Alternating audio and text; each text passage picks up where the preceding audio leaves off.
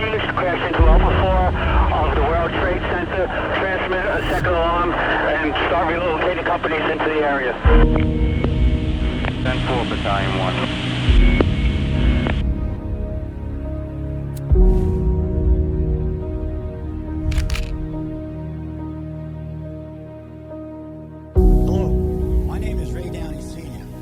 Battalion Chief with the Fire Department of the City of New York.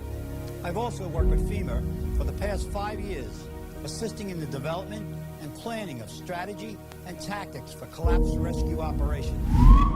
What is going on, Daily Dose of Wood Patients? Welcome back to another video. Today is September 11th, 2023, and today I will be running the longest I've ever ran, 34.3 miles for the 343 FDNY members killed on 9/11. The weather is not looking too good right now. Raining, it's gloomy, not the best conditions, and to be completely honest, I haven't put my best foot forward in training for this.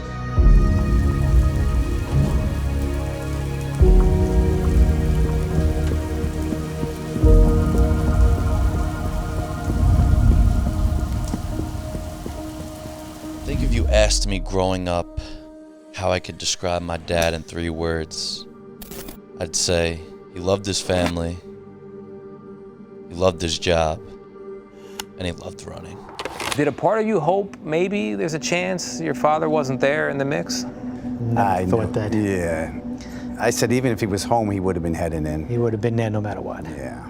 Sure enough, a film crew happened to capture Deputy Chief Downey that morning coordinating rescues in the lobby of the North Tower. Raymond Matthew Downey Sr. knew the dangers that day perhaps better than anyone.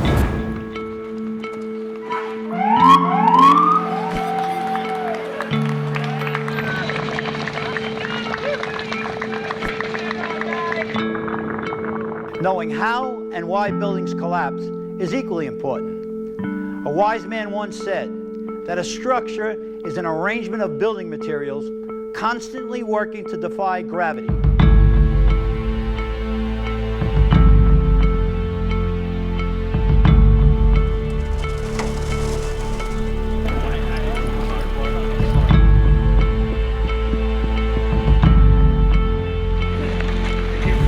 The fire department tradition is in our family is very deep. Myself, obviously, you know about my dad.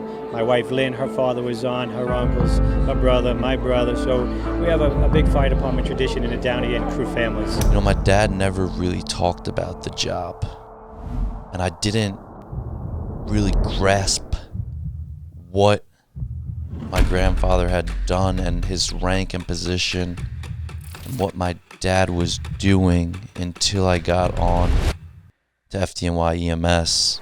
You could say responding to situations like these is in the Downey family blood. That's when I really started to put it together that these men have dedicated pretty much their whole lives to making SOC and rescue operations what it is today.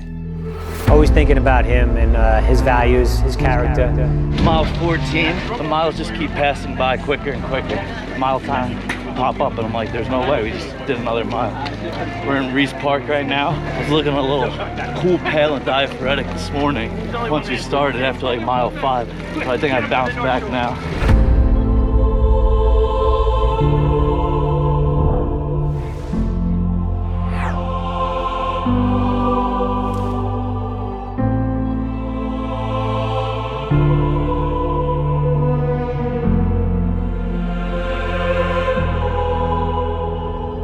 Growing up as a kid, if my dad wasn't playing catch with us in the backyard, or if he wasn't at one of our games, he was doing one of 3 things. He was either behind the computer working, he was at work, or he was running.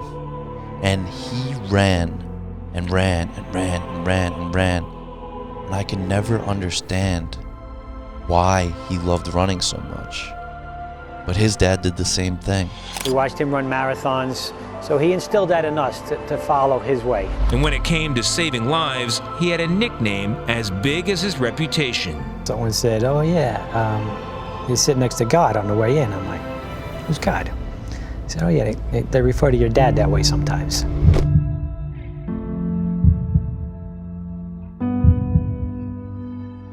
2018, that's when I really started to consider running a marathon after seeing my dad do it with my 2 cousins.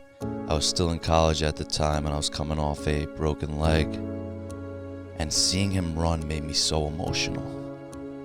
Fast forward a couple years later, 2022, I'm on the job and he approaches me and he says, "You know, I don't know how many more years I could run marathons.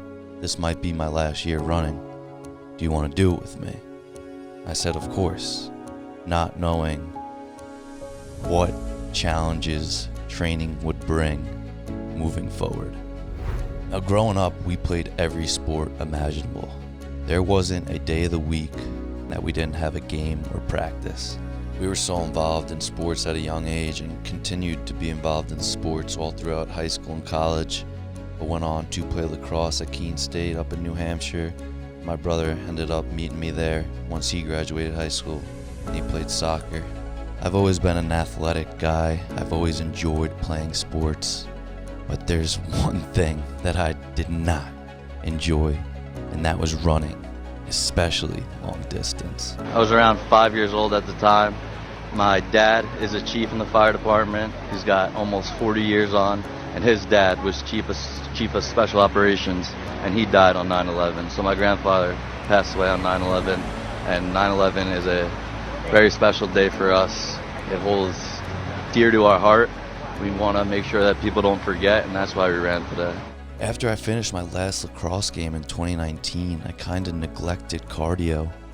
I would just keep up my cardio by playing in beer league hockey or lacrosse games and never really put in the mileage on the pavement or at the track. I went out and did 2 miles for my first training run leading up to the marathon, and this was in July. And I came back and I was so out of breath. I hadn't run long distance, if you consider that long distance, in forever. And I went to my dad and I told him, "I don't know if I'm made for this running stuff." And that was the soft person in me speaking. And ever since that moment, something in my head switched.